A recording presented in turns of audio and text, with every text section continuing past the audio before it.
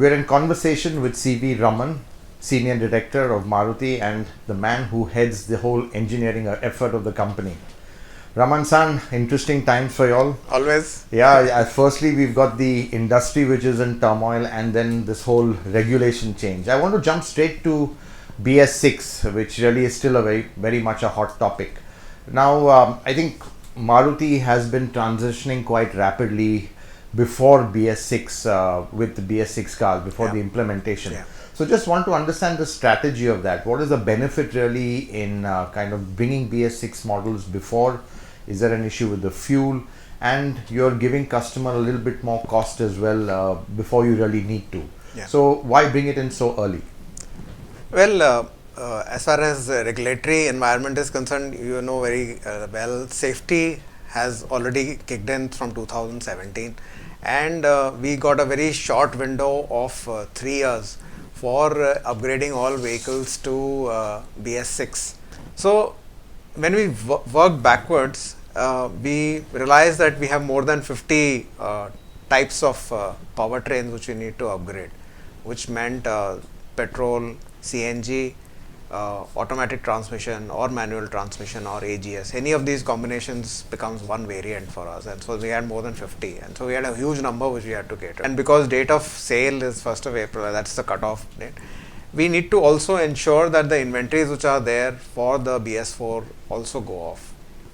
So, therefore we started, our first model was the Alto 800 along with the safety package as well as the emission BS6. We upgraded the 800cc F8D engine, and also we did a minor change. We did a lot of changes because this is more than 6 year old vehicle. Just specifically on the F8D engine, I mean it's quite a legacy engine, and one would imagine it was not upgradable to BS6. Was that a challenge, or is it a pretty straightforward thing and just a matter of cost, and if you have the volumes you can do it?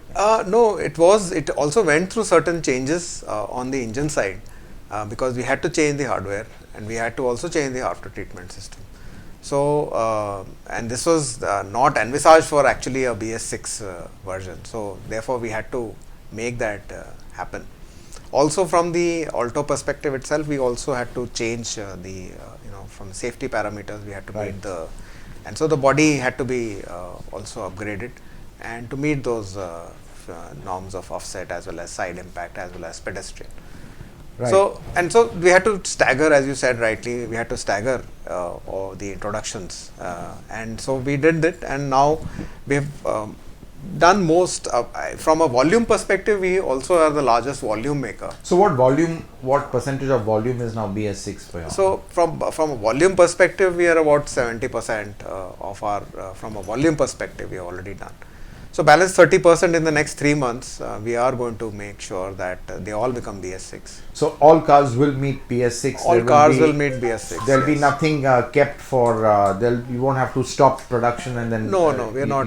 You won't miss the deadline. We are not going to miss the deadline. We are going to ensure that the customer gets the. And also the transitioning, and from our dealer perspective, also from their inventory perspective, the entire ecosystem of Maruti should be able to make this change and not have obsolescence or have a fire sale at the end of the day. And from a product perspective, future regulatory provisions being met is always better for the customer. From a resale point of view. From a resale point of view, from a just from a state of mind perspective, that's it's already meeting the future norms. Right.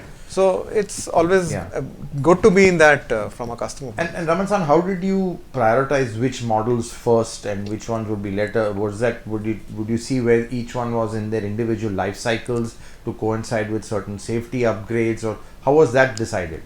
Yeah, that was more, as you said, on the product cycle, as well as what kind of dates we picked up, so that we could bunch up certain safety requirements also, because apart from offset and side impact, there are a lot of other regulations also which have come up in terms of seat belt reminder or speed warning or rear parking sensors. So all of that also had to be introduced, and when you are doing all of this, so you need to find certain milestones and you need to bunch up all those, and so ensure that we package everything together. Number one. Number two, we have to go to the homologation agencies to get it So might as well do homologated. it in one shot. So you do it in one shot, so that you don't continue to do it again and again. Right. And also from a spare part perspective and all of that, that is much easier for the customer. Ultimately we need to ensure that the Right. customer is satisfied. But to be honest, you've not had any diesel engines to upgrade, so that's made your life a lot easier. And just your thoughts on diesel. I mean, so what is, there will be no BS-6 diesel to start off with from Maruti? Yeah, there is no plan for a BS-6 diesel from Maruti at this point of time, and we have been on record to say that we feel that the price points are going to be very high. From 1 lakh difference is going to go up to at least 2 lakh difference between a petrol and diesel. And once you do that, especially in the small car, we don't see it, the absorption ratio will not be there for the customer to absorb that kind of a price point. Well, having said that, if there is a need in future that other products which are not the small car but other products do require a BS-6, we will wait and watch and see how the market is reacting to this change. And just coming to the BS-6 vehicles running on BS-4 fuel, what did you need to do and what will change once the BS-6 fuel comes in? Is there any hardware change or is it just calibration? So just to get a sense of the difference between a BS-6 car, what you need to do to get it to run on BS-4 fuel, and what you will then do when it finally you get BS-6 fuel. When we have made our vehicles compliant and homologated for BS-6, they can run on BS-4 fuel, so there is no issue. And the minute the BS-6 fuel is made available, they can easily switch on. There is nothing to be done as far as the customer is concerned. Correct. No, I'm just saying from a technical point of view. From a technical point of view also, there is nothing which is to be, we had done whatever changes had to be done on the after treatment side or on the powertrain side already in the BS-6 vehicles. So it was only a matter of testing it well with the BS-4 fuel and making sure for ourselves that there was no issue. And then they release it to the market. There is also, from a customer perspective, and we've seen this globally also, BS-6, because of the heavy after treatment, fundamentally inherently saps efficiency, which is power and fuel efficiency. I mean, theoretically that's what happens. Was that a big challenge? I mean, how do you compensate for that? Because this has been a worldwide issue, because just the amount of after treatment needed, it kind of literally constricts engine performance. Well, India perspective is a little different in the sense that the BS-4 regulation had a particular method of testing and a way of determining the road load conditions. So that has changed in BS-6. So from a regulatory perspective. So when you do that, the fuel efficiency of all vehicles will come down, by 6%, 8%.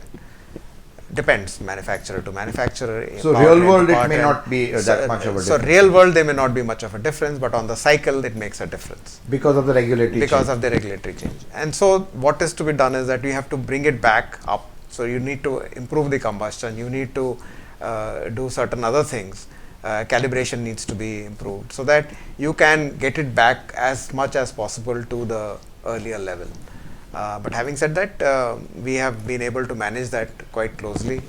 So customer ultimately is not going to have any impact as far as the fuel efficiency is concerned on the real world. But Raman-san, to be honest, you have to have some trade-off. I mean, I guess when you do this, you can keep the fuel efficiency the same, but performance and drive feel might drop. It's very hard to achieve both, meaning keep the performance and drive feel and the fuel efficiency in BS-6. So is one to assume that fuel efficiency will be the priority and there may be some kind of degradation on the drive feel? Depends on the segment and the model where you're talking about. So these optimization decisions are always taken in terms of drivability as well as fuel efficiency. So in a budget segment there is a trade-off which is there, and so ultimately the customer acceptance has to be kept in mind, and we are making it for the customer. So we have to ensure what is the that customer saying? Customer is looking for fuel efficiency, but he will not agree for having a lower drivability feel in some of the segments. So we have to ensure that we are able to give him that, and we already having model in the market, having most of the models are already there, and so people already have the experience. So we can't degenerate that experience, and we have to actually bring it up back or improve it further. Talking about the dry field, I want to touch on CNG. Yeah. Obviously, you've been pushing that as an alternative with diesel going, but again, volumetric efficiency of CNG not that high. Just the dry feel of CNG is just not there. Cars generally tend to feel underpowered. I mean, is this a challenge? Can something be done? Is this one of the things which you really can't change that, because unless you go pure CNG and not bi-fuel where you have very high compression ratios, maybe you could do things over there. So just your thoughts on using CNG going forward. We are in a big way in CNG, and we, as you know, we have about 8 models which are factory fit. Now, what is the difference between a factory fit CNG and retrofit vehicle? The factory fit vehicle is fully tuned, calibrated, and also whatever are the erosions which happen in the powertrain because of the CNG gas itself. All of those parts have also been are different for the CNG engine. Second is that the calibration is being done for that model and engine, unlike a retrofit. So that's the kind of engineering which has been done to ensure that customer does not have a problem. Right. And there's no power loss. Of course, as you said rightly, calorific value and is different between CNG and gasoline. But having said that, we need to compensate it in certain ways so that the customer does not make any. So again, just want to move on to EVs now. Again, it's really a great buzzword, but everyone likes to talk about EVs except the customer, who's just doesn't seem to be there.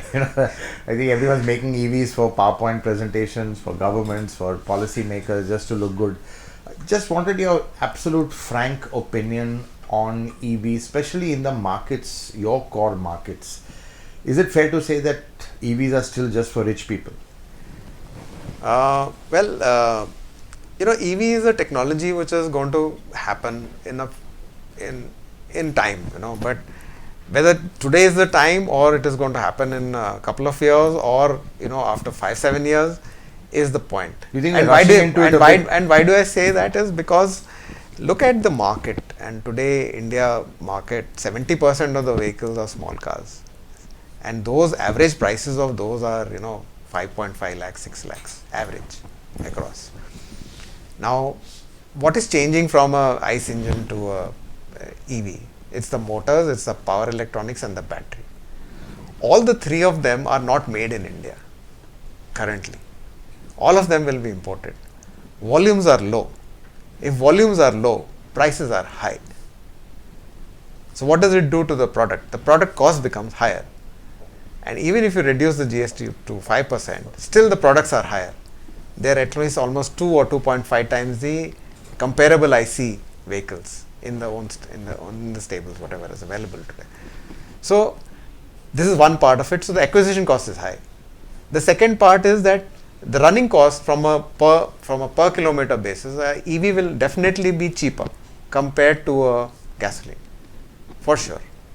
Okay, but what is required? You should be able to charge the vehicle at home or on the way somewhere if your battery charge is coming down, or at work. And so that is something as an infrastructure is not available. Now if that is not available, we've discussed about the CNG range anxiety. Now the EV range anxiety is going to be worse from that perspective. Yeah, absolutely. So we haven't fixed the CNG. So how do you take care of that requirement? So therefore, I think it's important. And EVs can't switch to petrol. And it can't, and so there is no way it can happen. So definitely, I think EV is a little way off. Government is propagating EV technology, and also in some way hybrid technology by way of the FAME scheme. So hybrids on hybrids, what do you feel? Look, because you all have been doing micro hybrids, frankly, but now with the 48 volt system, do you think you can actually use them as propulsion rather than assist systems? Yeah. So that's exactly the point which I was trying to get to, that the ecosystem of a EV from a manufacturing perspective depends on power electronics, motor and battery. So this is very similar to a hybrid. So we are as far as hybrids are concerned, we are already there with a mild hybrid with the ISG motor. So therefore, it does three of the things, which does recuperation, it does start stop, and it does power boost. The only thing it doesn't do is electric drive. Right. If that goes to electric drive, it becomes a full-fledged hybrid vehicle. And if you remove the IC engine, it becomes an electric vehicle. Okay. Right. So now all of this is, if you look at the ecosystem for electrification is an important aspect, because the IC engines have been localized and the costs have come to current levels because of the volume.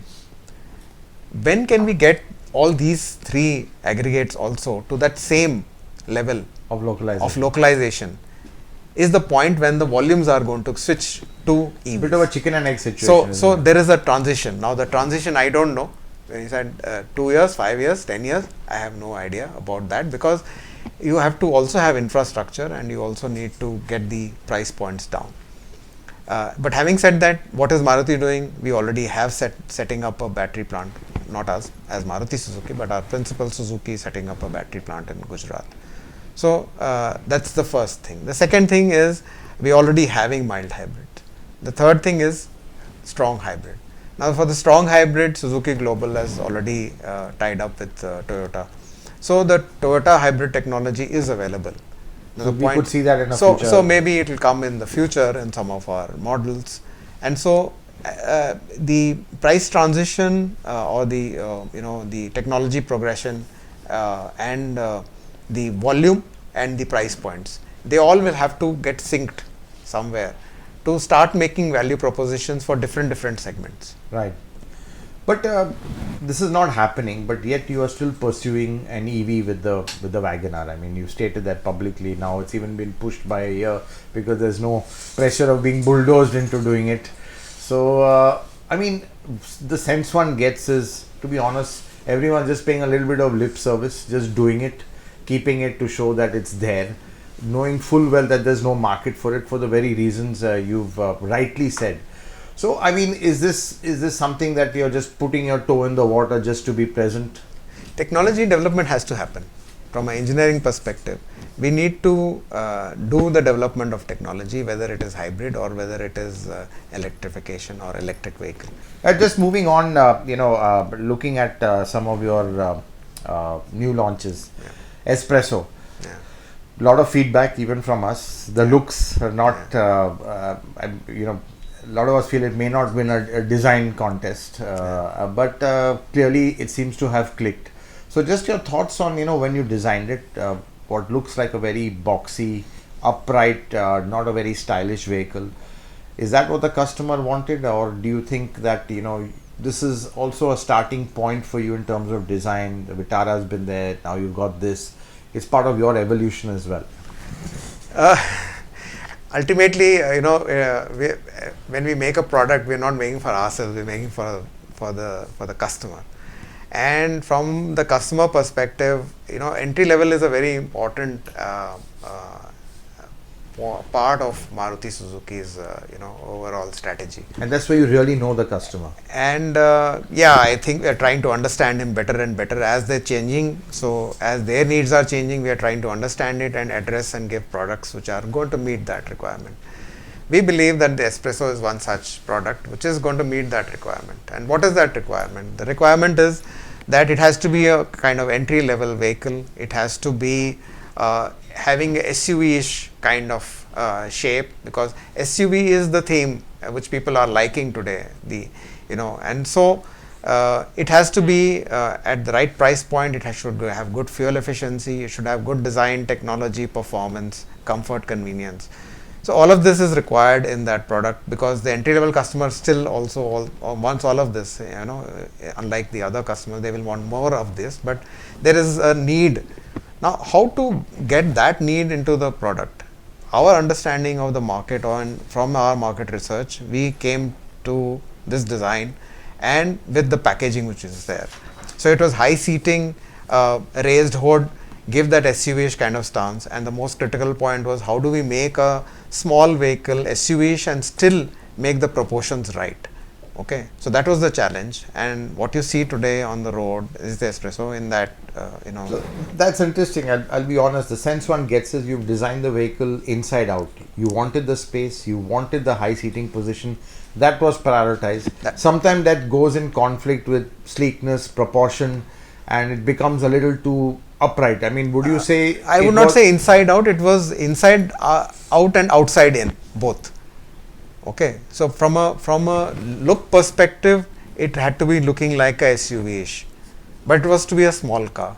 From a inside perspective, it had to be spacious, because that was one of the feedbacks of the entry level, that it has to be, more space has to be there, Right. seating position has to be high, so that you feel that SUV-ish kind of a feeling is there for the customer is driving. It should have good performance. It should have new age technology. So therefore, you have the infotainment system. You have LED kind of center console, Right. which is there. It's very, very different kind of thing. Right. From a run-of-the-mill conventional vehicles which one is seeing. And why is that? Because the aspiration of the people in the tier 2, tier 3 is same as that for metro. So how does this entry level also catch customers in the metro apart from the tier 2, tier 3? Well, lots of challenges, definitely, not just for Maruti Suzuki, but for the entire industry. It's been a really tough ride, very turbulent ride, given all the regulatory changes, the market downturn, and just the overall changing customer, new customer who's more demanding and possibly not in love with cars as much as before. So really tough times. I think everyone has to adapt, change, and move forward. Yeah. Thanks very much for talking to us. Thank you very much, sir. Thank you So much. Thank you.